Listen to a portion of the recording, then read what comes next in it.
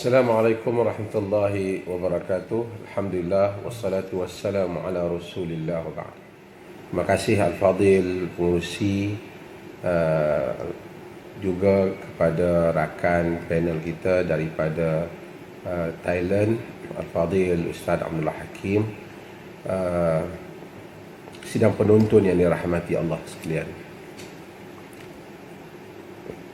Perbezaan antara toleransi ataupun tasamuh yang ada di dalam Islam dengan ajaran-ajaran yang lain ialah tasamuh ataupun toleransi yang kita gunakan perkataannya ini di dalam Islam ialah sesuatu yang datang dengan perintah Allah.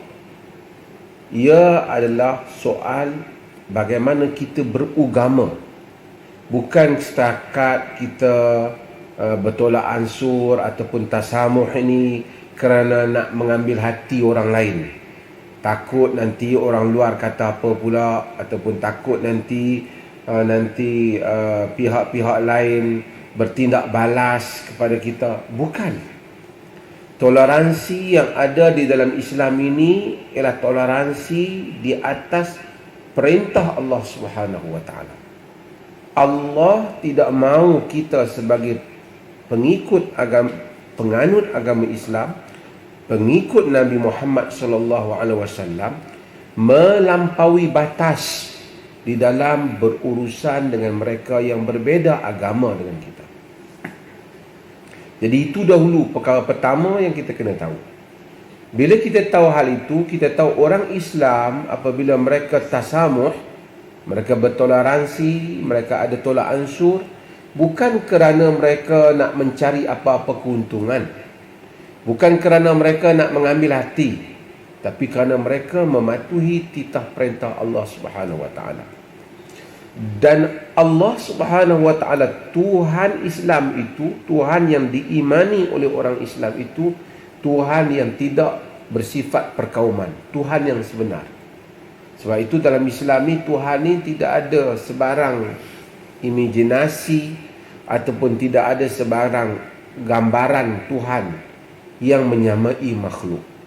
Tuhan tak macam muka orang Melayu ataupun orang Cina ataupun orang India ataupun macam orang Barat apa, tidak. Bahkan Allah Subhanahu wa taala dalam Islam itu ialah Tuhan untuk semua. Orang Islam apabila salat, mereka sebut Alhamdulillahi Rabbil Alamin. Mereka mengulang-ulangi perkataan itu. Segala puji bagi Allah, Tuhan semua alam. Dia tak kata Alhamdulillah Rabbil Muslimin, segala puji bagi Allah Tuhan orang Muslim. Tak. Maka dengan itu, orang Muslim apabila mereka seseorang yang menganut Islam akan merasai bahawasanya rahmat Tuhan itu bukan saja mengenai dirinya sebagai orang Islam, tapi mengenai juga orang-orang yang bukan Islam.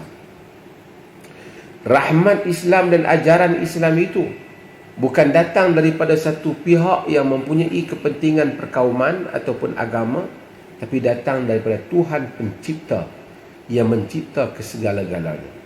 Maka Tuhan mencipta orang Arab, Tuhan mencipta orang Melayu, mencipta orang India, mencipta juga orang Thai, mencipta juga segala bangsa dalam dunia ini. Maka agama Islam ia tidak datang supaya orang jadi semua macam orang Arab. Tak.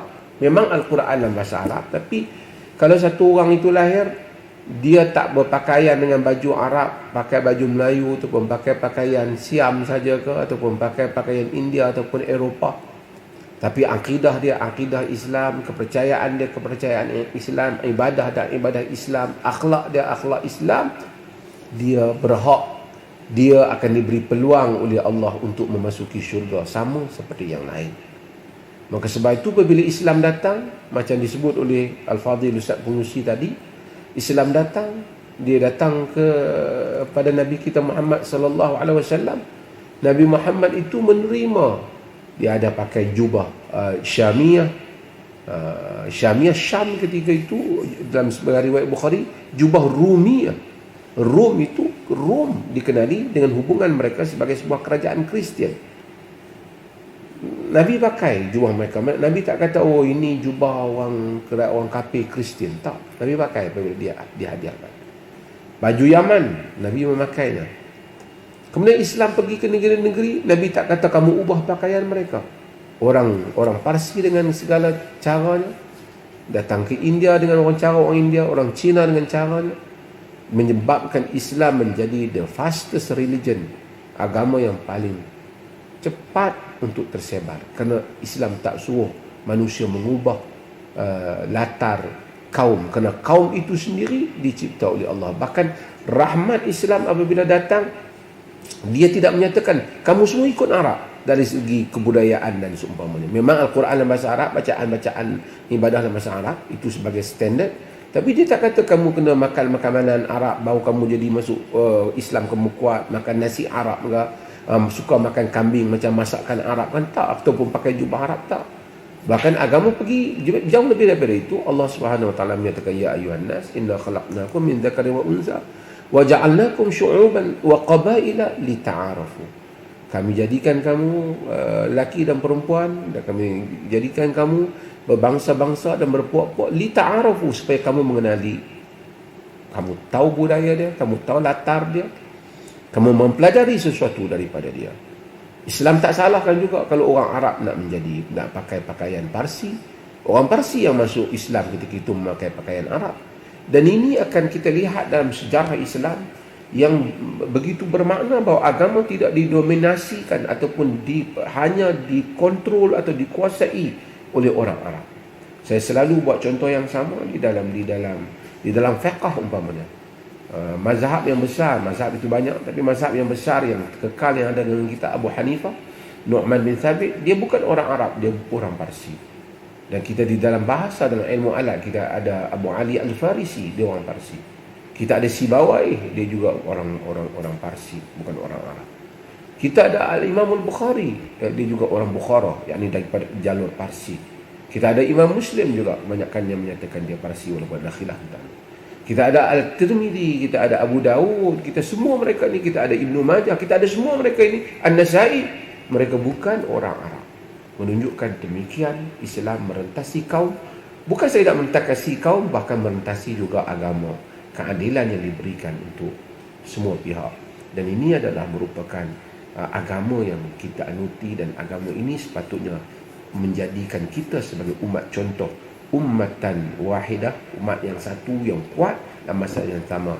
Wa kadzalika ja'alnakum ummatan wasata. Kamu jadikan yang demikian itu, kami jadikan kamu umat yang wasat, yang berada di tengah-tengah, yang menjadi contoh untuk dilihat oleh orang lain.